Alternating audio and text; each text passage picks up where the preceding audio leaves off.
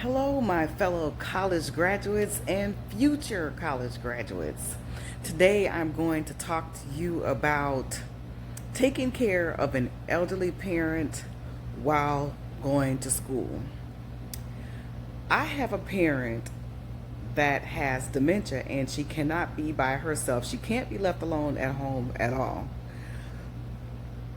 Um, when I was in grad school, I was taking when I was in grad school, I was also working second shift, taking care of her, and I was in school.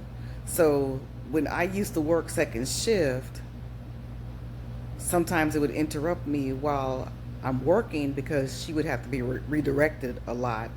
Um, what happened was is that with her having dementia, she has sundowners, and she would become more confused as it got closer to the evening and well throughout the night. So it was difficult to work that shift. Now, when I was in school, it wasn't that much of an issue because sometimes we would have meetings on Zoom in the evening, like on days when I wasn't working. So it used to work out for me to be able to get her something to eat before the class would start, and then I would be able to do the Zoom session for like about 2 to 3 hours without any issues. She's on hospice care, and they come out and they give her a bath a couple days throughout the week. They also offer respite care, and she's able to go to a nursing home for like 5 days, and then that gives me a little bit of a break. I have no family to help me with this. I've had people to say, why don't you just put her inside of a nursing home? I don't want to put her in a nursing home just yet because a lot of the times these nursing homes are understaffed. You'll have one nurse or aide to about 15 to 16 patients. And to be honest with you, like once they bathe them that morning, they don't have time to go back around and go bathe them again because they have 15 other people they have to take care of. They're on a schedule. So, and plus, one time she went to respite care, they dropped her off at home and she had a bruised eye. So I had to go through some things which I won't get into right now, to find out what was going on with that. That I'll just discuss that with you some other time. But like I said, I don't have any family that's able to help me, and I rely on respite care because that gives me a break. And the hospice that she's with, they're currently going through a reorg right now in that area. So it's been like a couple of months since she's been to respite, and I am in dire need of a break. So what I've been doing is I've been making calls to see if I can find some other facilities that will do a special assignment and allow her to come like one time and to stay there for 5 days because I need a break. I need a break. My anxiety, I do have anxiety, and my anxiety is up. And I am stressed out a little bit. However, it still does not make me want to put her into a facility just yet because she can walk around, she can walk on her own, and she can feed herself. She has progressed in some areas, but she can walk. She still pretty much has an appetite. She gets a little confused when she eats. She'll start off feeding herself, and then sometimes she smears food on the table. So a lot of the time, I just offer to go ahead and help her out, and she'll eat.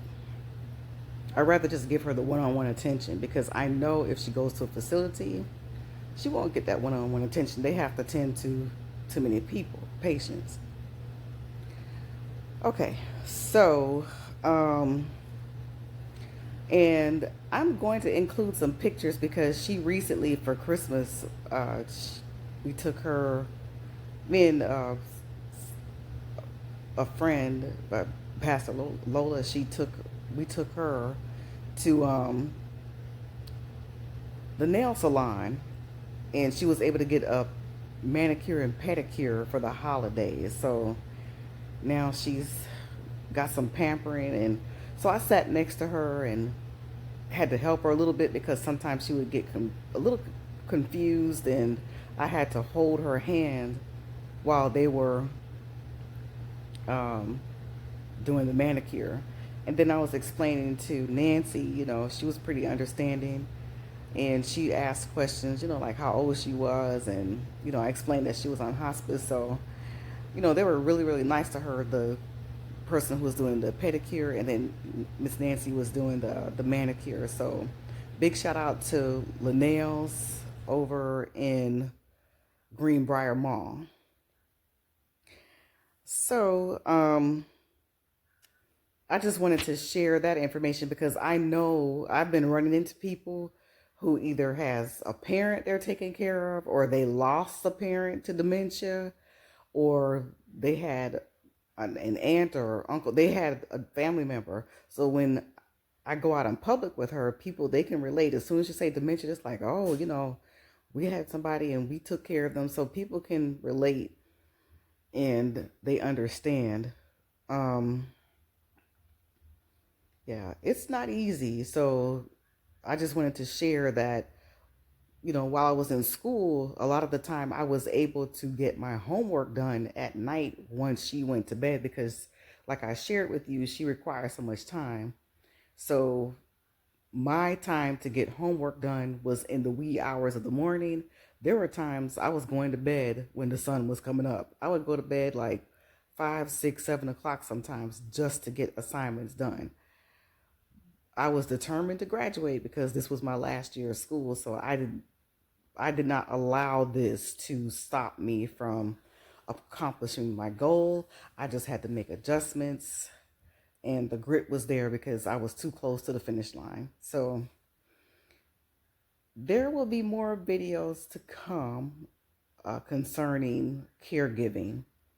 And if you would like to hear some more information about that, or if you have questions about some things, or even if you wanted to share some information with me, that's fine. So I'm encouraging you to be sure you like, comment, and subscribe.